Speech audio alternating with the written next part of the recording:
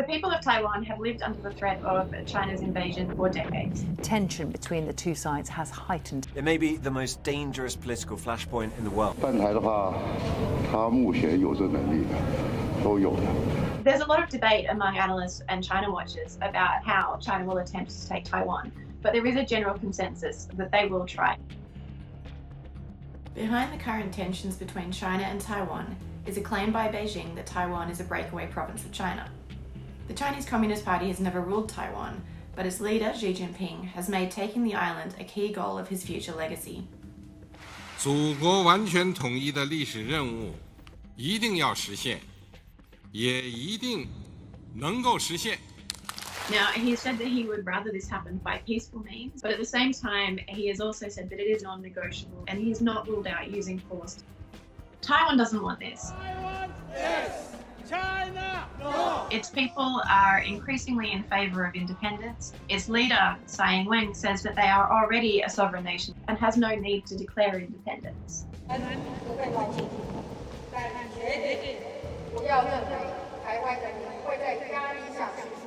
These two positions are irreconcilable.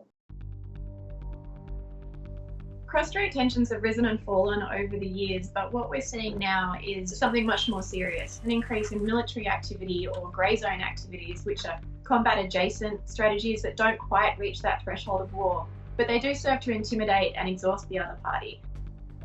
The air defence zone or grey zone is not Taiwan's airspace, but it is a large area in which Taiwan requires anyone entering to introduce themselves and state their intentions. China's flights are not doing this. This escalated in October, where we saw record-breaking consecutive missions of planes flying into Taiwan's air defence zone, forcing Taiwan to respond. It's a very exhaustive exercise that does take a toll on Taiwan's already under-resourced military system. We have some estimations of China being fully capable from as soon as 3 years from now. 所以2025是我们研判，它全面我们这样研判的。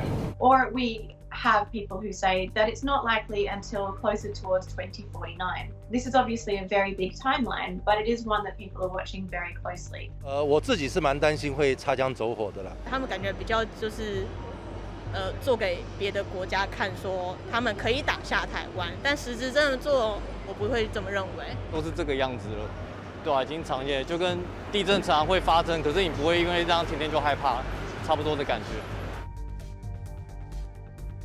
The likeliest way for conflict to happen, according to a lot of analysts, is for a grey zone activity to go wrong and to then escalate. This has happened in the past when a US plane and a Chinese plane collided in midair. But the stakes are much higher now, and communication is far, far worse. At some point, there's going to be a miscalculation, and that would be dangerous for the entire region.